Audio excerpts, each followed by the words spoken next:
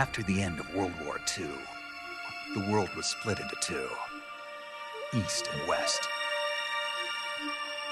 This marked the beginning of the era called the Cold War.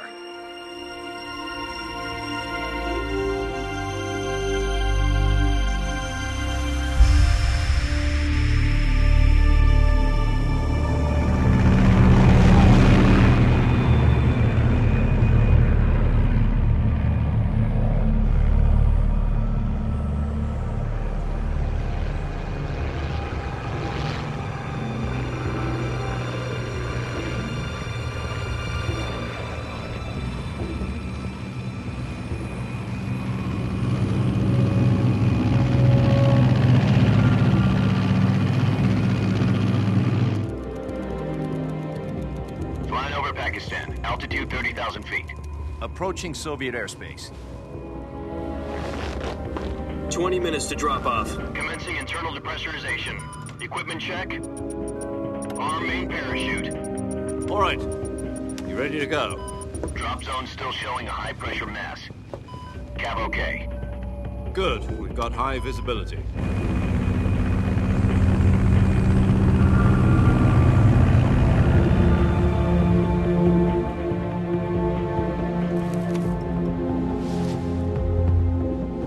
Put out that cigar.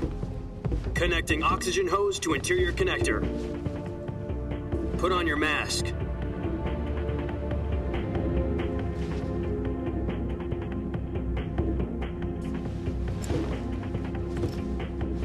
Does this panty waste know what he's doing?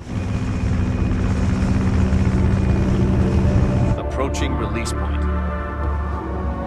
10 minutes to drop off. Hey, are you deaf? He said put out the cigar and put on your mask.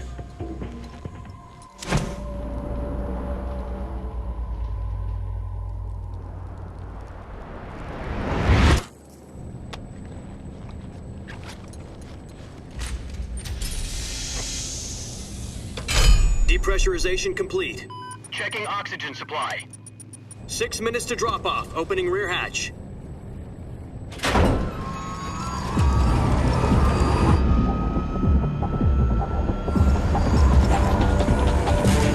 Sunrise.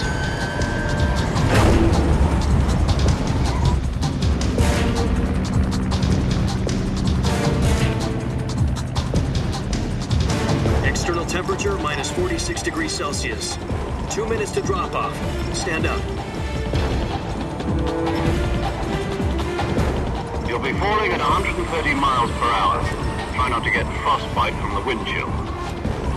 1 minute to drop off. Move to the rear. Activate bailout model. This is one for the history books. The world's first halo jump. 10 seconds to drop off. Stand by. Status okay. All green. Prepare for drop-off. Countdown. 5, 4, 3, 2, 1. Spread your wings And fly. God be with you.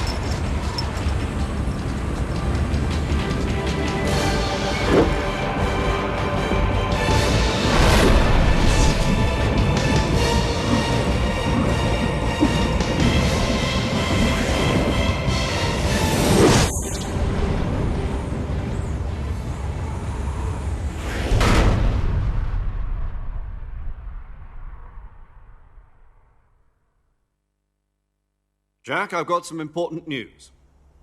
The head of the CIA has finally given us the green light for the virtuous mission. Virtual mission? No, the virtuous mission. The future of our Fox unit depends on it. If it succeeds, we'll be officially organized into a unit. Virtuous mission? Sounds like some kind of initiation ritual. You know, don't get cocky. This isn't a training op. Right. So what exactly is this wonderful mission?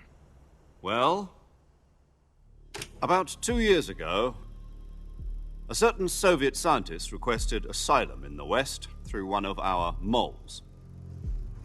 His name is Nikolai Stepanovich Sokolov. He's head of the OKB-754 Design Bureau, one of the Soviets' top-secret weapon research facilities, and the East's foremost expert on weapons development. Sokolov? Isn't he that famous rocket scientist? The very same. On April the 12th, 1961, the Soviets achieved the first manned spaceflight in history.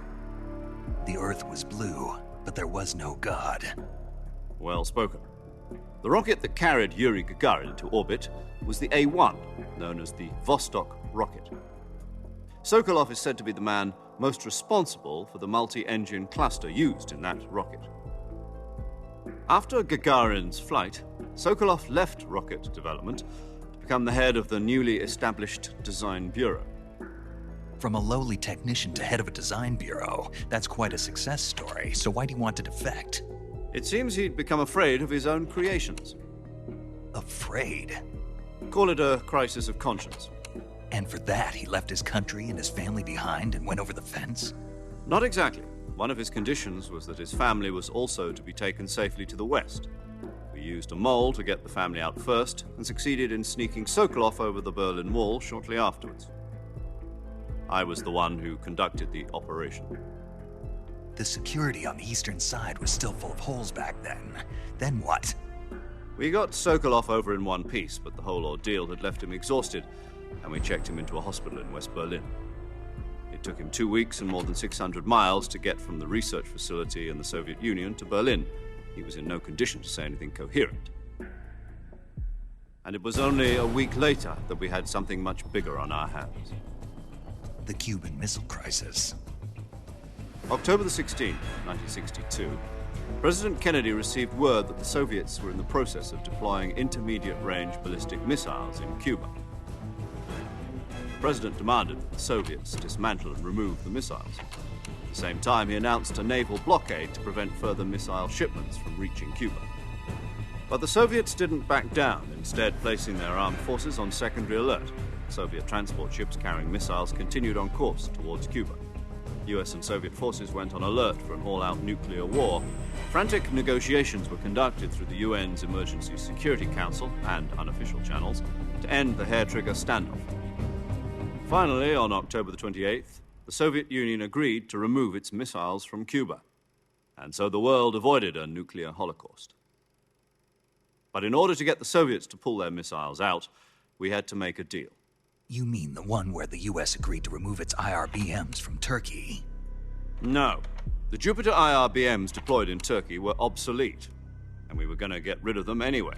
They had no strategic value whatsoever to either the US or the Russians. The Turkey deal was a ruse, a cover story that was fed to the other intelligence agencies around the world. So what did the Russians really want? Sokolov.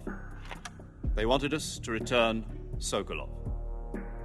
You mean the Soviets pulled out of Cuba just to get their hands on Sokolov? That's right. What the hell was he working on?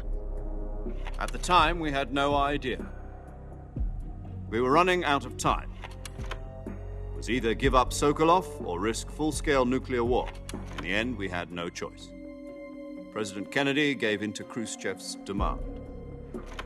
The next day, I got Sokolov out of the hospital, handing him over to agents on the eastern side.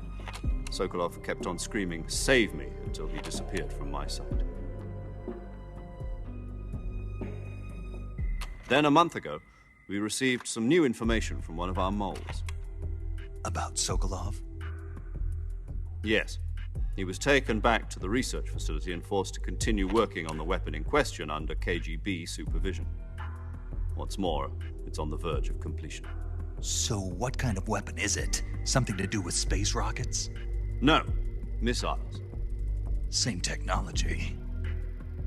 I guess you're right. We don't know the details, but it appears to be a new kind of nuclear device. For half a year now, the Soviets have been conducting frequent nuclear tests at Semipalatinsk. Something to do with the weapon, I assume. We're talking about a secret weapon so big that Khrushchev was ready to pull out of Cuba to get it back. Is Sokolov still in the facility? No. According to our intelligence, he's in Selinoyarsk, a place in the mountains about 3 miles to the west that's known as the Virgin Cliffs.